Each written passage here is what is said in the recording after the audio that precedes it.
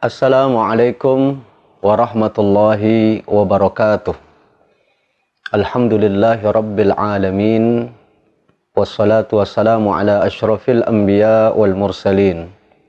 Sayyidina wa maulana Muhammadin wa ala alihi wa ashabihi ajma'in, amma ba'du.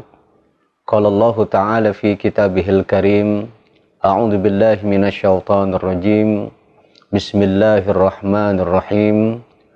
Rabbi israh li sadri wa yassir li amri wahlul 'uqdatam min lisani yafqahu qawli. Wa qala Nabi sallallahu alaihi wasallam, may yuridillahu bihi khairan yufaqihu fid din. Shadaqallahul 'azim wa shadaqa rasuluhul nabiyul habibul karim. Wa nahnu ala dzalika minasyahidin wa syakirin walhamdulillahi rabbil alamin.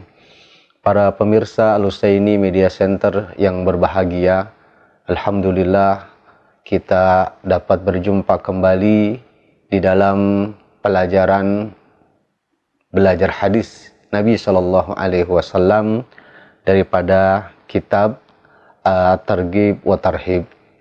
Mudah-mudahan pelajaran demi pelajaran yang kita telah terima dan telah disampaikan, mudah-mudahan bisa kita praktekkan dalam kehidupan kita sehari-hari, kita amalkan dalam kehidupan kita sehari-hari, dan insya Allah akan berlanjut pelajaran demi pelajaran, bab demi bab, guna memberikan pengetahuan kepada diri kita akan pentingnya sebuah ilmu, akan pentingnya sebuah nasihat. Pada kesempatan yang berbahagia ini, Al-Fakir masih melanjutkan daripada pelajaran kita di babul istinja, bab tentang istinja, at-tarhibu min adamil istinzahi minal bauli wa ghairihi, tentang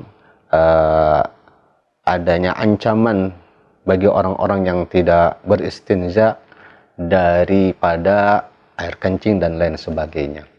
Namun Al-Fakir juga mau menyampaikan, karena sekarang kita sudah memasuki daripada bulan Dzulqa'dah, sebagaimana kita tahu bahwa bulan Dzulqa'dah ini adalah bagian daripada 4 bulan yang dimuliakan oleh Allah Subhanahu wa taala. Sebagaimana Allah Subhanahu wa taala berfirman, inna iddatasy syuhuri 'indallahi 12 syahrun fi kitabillah yauma khalaqas samawati wal ard minha arba'atun hurum dzalikad dinul qayyim fala tazlimu fihinna anfusakum. Pada ayat tersebut Allah Subhanahu wa taala menjelaskan tentang bahwasanya Allah Subhanahu wa taala menciptakan langit dan bumi, dan Allah juga menetapkan daripada bulan yang 12. Di antara 12 bulan yang Allah Subhanahu wa taala tetapkan, di antaranya ada 4 bulan yang dimuliakan oleh Allah Subhanahu wa taala. Salah satunya adalah bulan Dzulqa'dah. Karena ini bulan yang dimuliakan, maka tentulah amalan-amalan yang kita lakukan di bulan Dzulqa'dah ini Allah Subhanahu wa taala akan lipat gandakan. Begitu juga dosa yang kita lakukan di bulan Muharram ini, di bulan yang mulia ini, Allah juga lipat gandakan. Maka berusahalah buat kita, karena 3 bulan ke depan, yaitu bulan Dzulqa'dah sekarang, bulan Dzulhijjah dan bulan Muharram, itu selama 3 bulan ini adalah bulan yang dimuliakan Allah Subhanahu wa taala.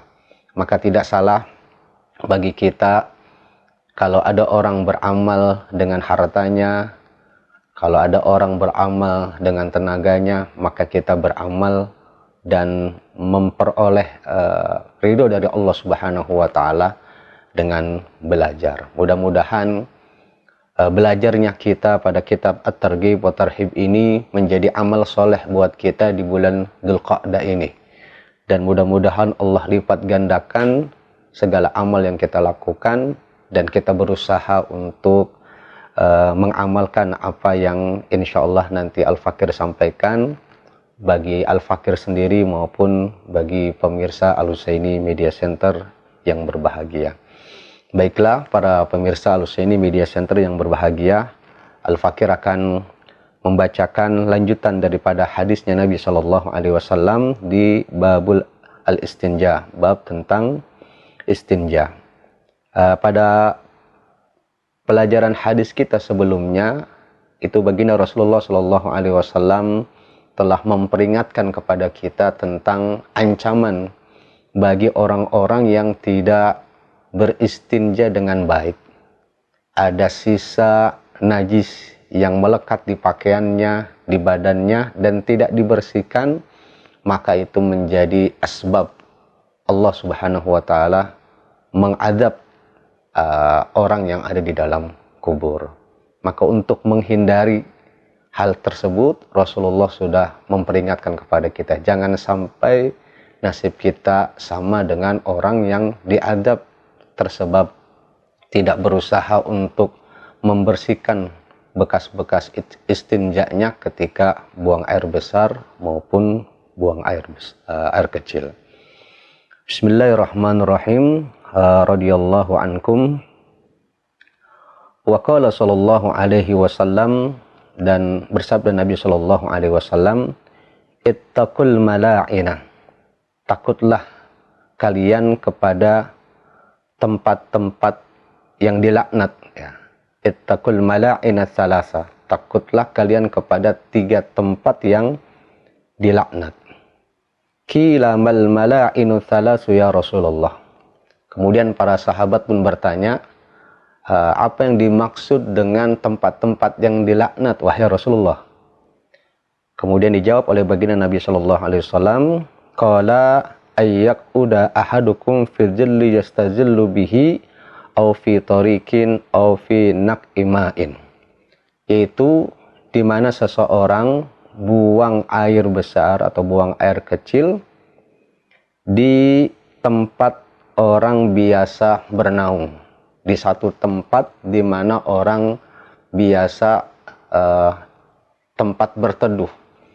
Maka di tempat itu bila seseorang sengaja dia membuang air besar ataupun buang air kecil, sedangkan tempat itu digunakan untuk berteduh saat teriknya matahari, berteduh saat hujan deras, kemudian ketika dia berteduh, ketika dia mencari perlindungan dan ada kotoran kita, maka itu menjadi laknat atas orang yang melakukan hal tersebut. Kemudian au fi tariqin, atau buang air besar atau buang air kecil di tengah jalan. Ini sesuatu yang dilaknat oleh Allah Subhanahu wa Ta'ala. Ada tempat yang khusus untuk buang air besar, tapi justru dia melakukannya di tengah jalan. Au fi naf'in ma'in, atau di tempat air yang tenang. Air yang biasa digunakan orang untuk mencuci, untuk memberi minum hewan ternak, atau untuk menyiram pepohonan, tapi dia buang air besar ataupun buang air kecil di tempat itu. Dari hadisnya Nabi Shallallahu Alaihi Wasallam ini kita bisa memperhatikan betapa agama kita itu sangat mempedulikan lingkungan, sehingga saking pedulinya dengan lingkungan, tempat-tempat yang sifatnya umum untuk masyarakat, maka itu tidak boleh dikotori, tidak boleh dilakukan hal-hal yang membuat orang menjadi tidak berkeinginan mampir di tempat itu, dan sebenarnya mereka ingin di tempat itu. Ini juga menunjukkan betapa agama kita sangat peduli terhadap lingkungan di sekitarnya, terutama kebersihannya, kemudian menjaga perasaan orang lain, dan juga melindungi hak-hak orang lain yang kemungkinan digunakan oleh banyak orang. Maka hindarilah dalam keadaan yang bagaimanapun tebelatnya kita ketika kita mau buang air besar, maka hindari jangan sampai kita buang air besar di bawah pohon. Ya, ini mungkin barangkali bagi para pekerja dan lain sebagainya, mereka karena terbelat kemudian tidak ada tempat, maka pohon dijadikan sebagai tempat untuk buang air kecil ataupun buang air besar. Dan jangan juga buang air di tempat yang tenang. Kalau airnya mengalir, maka baunya akan hilang. Tapi kalau airnya tenang, kemudian kita buang air besar atau buang air kecil, maka baunya akan muter di situ saja dan mengganggu orang lain. Para pemirsa Al-Husaini Media Center yang berbahagia, jadi hadis yang pertama ini, baginda Rasul Shallallahu Alaihi Wasallam, beliau melarang kita untuk buang air besar, karena di tempat itulah kalau dilakukan Allah akan melaknatnya. Kemudian waqala sallallahu alaihi wasallam, dan bersabda Nabi sallallahu alaihi wasallam, innama ana lakum bimanzilati walidi. Kata baginda Rasul, sesungguhnya aku menempati posisi orang tuamu. U'allimukum, aku ajarkan kepada kalian. Fa idza jaa ahadukumul ghaid, apabila ada keinginan di antara kalian untuk buang air besar, fala yastaqbilul qiblata, maka adabnya adalah jangan menghadap ke arah kiblat. Wala yastadbirha, begitu juga tidak boleh kita membelakangi kiblat. Wala yastatib biyaminihi, dan jangan membersihkan kotoran, bekas-bekas kotoran buang air besar kita itu dengan menggunakan tangan kanan kita. Adapun kalau kita lihat kamar mandi yang ada di zaman sekarang ini, kamar mandi itu kan sudah tertutup baik dengan tempat yang kecil, maka kalau kondisinya di tempat yang seperti itu, yang tertutup seluruhnya, maka hanyalah makruh saja untuk kalau sampai kita buang air besar menghadap kiblat atau membelakanginya. Yang jelas-jelas dilarang adalah tatkala kita melakukan buang air besar di satu tempat yang padang, yang luas, yang tidak ada penghalangnya, kemudian kita buang air besar menghadap kiblat atau membelakangi kiblat. Dan juga jangan menggunakan tangan kanan kita, karena memang setiap Allah Subhanahu wa taala menciptakan makhluknya, ya, diantaranya Allah ciptakan kita dengan dua tangan kanan dan kiri. Ini semuanya punya fungsinya masing-masing. Maka tangan kanan yang biasa digunakan untuk makan, maka jangan digunakan untuk membersihkan kotoran. Tangan kiri tugasnya adalah membersihkan kotoran. Begitu. Para pemirsa Al-Husaini Media Center yang berbahagia, jadi baginda Nabi Shallallahu Alaihi Wasallam saking pentingnya mengajarkan para sahabat, bahkan Rasulullah memposisikan dirinya sebagai orang tua. Jadi kalau ada sahabat, kemudian Rasulullah sebagai orang tuanya, tentulah nasihat orang tua terhadap anaknya didengar. Dan ini juga menunjukkan atas betapa pentingnya kita melakukan adab di dalam yang sifatnya remeh. Kenapa sih mesti ngadepnya saja diatur untuk buang air besar? Karena kiblat itu adalah tempat arah di mana kita sujud kepada Allah Subhanahu wa taala. Manakala kita buang air besar kemudian menghadap ke arah kiblat, maka seolah-olah kita menghinakan arah kiblat kita. Apalagi membelakangi juga sama. Maka yang paling baik pada saat kita membuat kamar mandi, maka pastikan kamar mandi itu tidak menghadap ke arah kiblat. Meskipun sudah tertutup, ya, secara hukum mungkin tidak menjadi masalah. Tapi sebagai bentuk adab, walaupun kita sudah bentuk kamar mandi, pastikan kamar mandi kita tidak menghadap ke arah kiblat. Ini sebagai bentuk hormah, sebagai bentuk penghormatan kita terhadap arah kiblat kita. Di sisi lain juga kita mengikuti daripada baginda Rasul Shallallahu Alaihi Wasallam, kesunahan beliau. Jadi sampai hal yang demikian detailnya saja baginda Nabi Shallallahu Alaihi Wasallam mengaturnya. Jadi tidak sembarangan. Orang Islam itu adalah orang yang hidupnya tidak sembarangan, tapi seluruhnya diatur oleh agama, diatur oleh syariah, diatur dalam hadis, diatur dalam Al-Quranul Karim. Kemudian pada hadisnya Nabi Shallallahu Alaihi Wasallam yang selanjutnya, wa an mahkulin, dan dari makhul, qala, beliau berkata, naha Rasulullah Shallallahu Alaihi Wasallam, baginda Rasul Shallallahu Alaihi Wasallam melarang ayyubala bi abwabil masajidi. Beliau melarang buang air kecil di pintu-pintu masjid.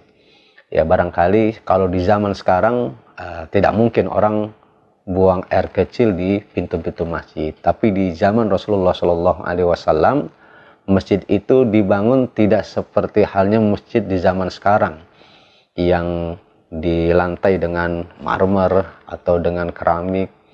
Tapi di zaman Nabi Shallallahu Alaihi Wasallam itu hanyalah sebuah tanah berpasir, kemudian dibatasi mana ukuran masjidnya. Maka tatkala orang kencing di pintu masjid pun itu sebenarnya kemungkinan masih bisa, karena air biasanya langsung meresap ke dalamnya. Dan hal ini pernah dilakukan oleh orang Baduy pada saat datang ke masjidnya Nabi Shallallahu Alaihi Wasallam. Orang Baduy tersebut malah kencing di pintu masjidnya Nabi Shallallahu Alaihi Wasallam. Kemudian ada sahabat yang marah dan ingin mengusirnya. Maka Rasulullah Shallallahu Alaihi Wasallam pun melarangnya, jangan diusir, sampai tuntas dulu dia kencingnya sampai habis, baru kita bersihin, kita angkat pasirnya, dibersihkan, sudah selesai. Kalau seandainya pada saat masih kencing kemudian diusir, maka najisnya akan kemana-mana. Itulah bijaksananya baginda Nabi Shallallahu Alaihi Wasallam menghadapi sebuah persoalan. Jadi Rasulullah itu tidak orang yang wal kaziminal ghaiz, orang yang mampu menahan amarahnya, sehingga menyelesaikan satu permasalahan itu sangat tenang dan solusinya memberikan jalan keluar yang terbaik. Itulah orang yang wal kaziminal ghaiz, orang yang mampu menahan amarahnya, sehingga problem apapun yang dihadapi seperti halnya yang dilakukan oleh orang Baduy kencing di masjid itu masih bisa ditangani dengan baik. Dan para sahabat pun melihat bagaimana sikap Rasulullah itu ya, benar. Kalau seandainya saat itu diusir, mungkin kotoran akan kemana-mana. Seperti itu. Kemudian waqala sallallahu alaihi wasallam, dan bersabda Nabi sallallahu alaihi wasallam, idza bala ahadukum, apabila kalian buang air kecil, fal yantur dzakarahu salasa marratin, maka hendaklah dia mengurut-ngurut ya kemaluannya salasa marratin, sebanyak 3 kali. Nah, kalau laki-laki itu memang pada saat buang air kecil kemungkinan masih ada sisa di tengah ataupun di ujungnya. Maka untuk meyakinkan bahwa seluruh air kencing kita itu telah keluar, ada 2 cara. Yang pertama dengan cara diurut, ya, diurut sampai benar-benar keluar minimal 3 kali. Kalau kurang 2 kali kita khawatir was-was, tidak yakin, maka 3 kali. Kemudian kalaupun itu sudah kita lakukan, boleh kita tambah dengan berdaham, ya, seperti orang yang mau membuang air riak dan lain sebagainya, seperti itu, didahamkan sehingga ada tekanan dan yang kemudian bisa mengeluarkan air sisa yang ada di dakarnya tersebut atau di kemaluannya tersebut. Hal ini yang kemudian banyak sekali ditemukan di di banyak kasus orang punya penyakit was-was. Ya, penyakit was-was. Kenapa? Karena dia khawatir kalau dia sudah wudhu kemudian seolah-olah ada sesuatu yang keluar dari kemaluannya. Maka untuk menghilangkan penyakit was-was, maka kita ikuti apa yang dianjurkan oleh baginda Nabi Shallallahu Alaihi Wasallam. Yakinkan bahwa itu sudah keluar semuanya. Adapun nanti perasaan itu hanya perasaan saja. Kita tahan. Ketika kita sudah tahan, maka akan hilanglah was-was tersebut. Dengan demikian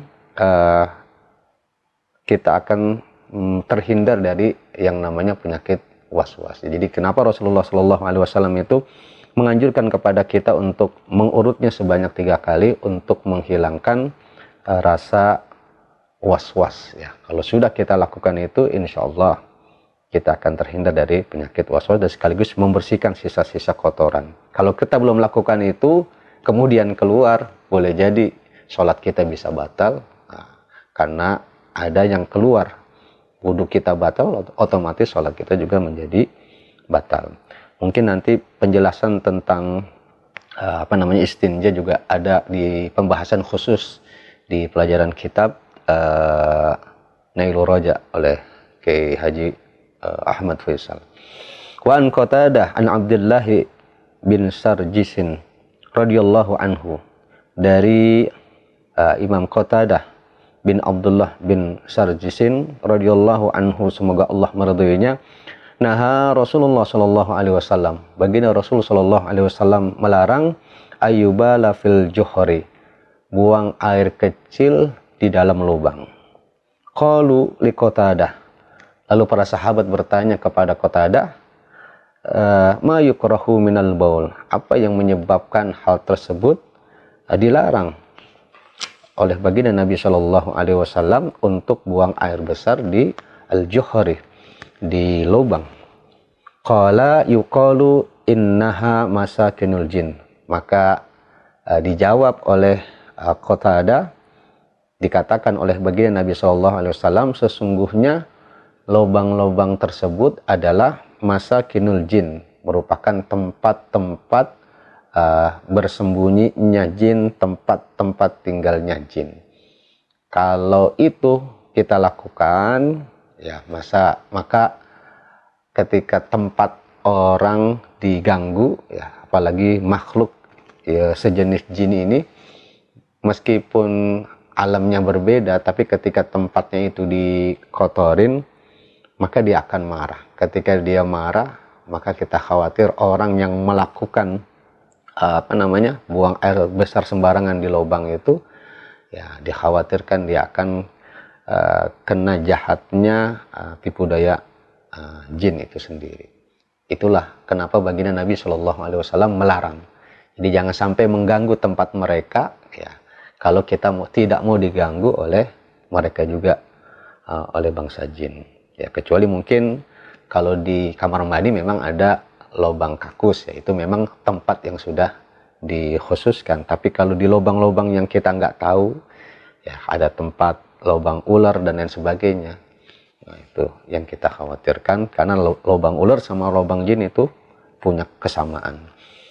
Wa kana sallallahu alaihi wasallam, dan adapun baginda Nabi sallallahu alaihi wasallam yanha, melarang anit tahaddusi ala qada'il hajati, melarang berbicara ala qada'il hajati, bagi orang yang sedang buang air besar. Ya, kalau kita mandi di satu kamar mandi, ada 2 kamar mandi yang saling bersebelahan, iseng kemudian ngobrol, nah itu dilarang oleh baginda Nabi SAW. Bahkan orang adabnya masuk ke kamar mandi itu, tatkala kita sudah di kamar mandi, ketika ada yang ketok kamar mandi kita, maka kita bahkan tidak boleh menjawab ada apa. Kita tidak boleh menjawab kenapa.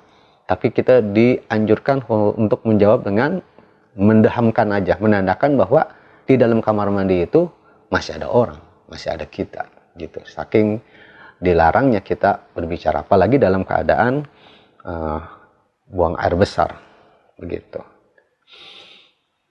Wa yaqulu, dan dikatakan la yakhruju rajulani, dan janganlah keluar 2 orang laki-laki maupun perempuan, yadribanil ghaita, yang kemudian dia buang air besar, kashifaini aurataihima, kemudian keduanya saling membuka aurat. Ya, aurat itu masing-masing sudah ada batasannya. Kalau laki-laki batasannya dari mulai pusar sampai dengan dengkul. Kalau seandainya ada 2 orang laki-laki, yang satu pakai pakaian yang kurang dari batasan aurat, maka hal itu dilarang oleh baginda Nabi dan tentu berdosa.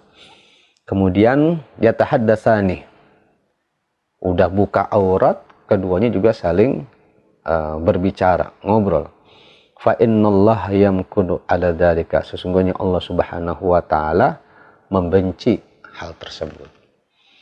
Nah, para pemirsa Al-Husaini Media Center yang berbahagia, banyak sekali hadis yang kita pelajari pada kesempatan pertemuan kita kali ini kaitannya dengan larangan-larangan bagi orang yang melakukan buang air besar ataupun buang air kecil. Nah, ini larangan-larangan tersebut adalah tujuannya demi kebaikan kita, demi kesehatan kita, demi kemanfaatan orang lain, tidak terganggu dengan sebab kita sembarangan buang air besar. Dan larangan Nabi Shallallahu Alaihi Wasallam juga memberikan satu isyarat atas bahwa hal tersebut tidak bagus dilakukan karena tidak adanya adab, tidak adanya sopan santun di dalam berhajat. Mudah-mudahan pertemuan kita ini ada manfaatnya, dan insya Allah kita akan lanjutkan pelajaran kita di pertemuan yang akan datang. Mudah-mudahan kita dalam keadaan sehat walafiat, tanpa kurang satu apapun. Demikian apa yang bisa Al-Fakir sampaikan. Terima kasih atas segala perhatian. Mohon maaf atas segala kekurangan. Hadanallah wa iyyakum ajma'in. Assalamualaikum warahmatullahi wabarakatuh.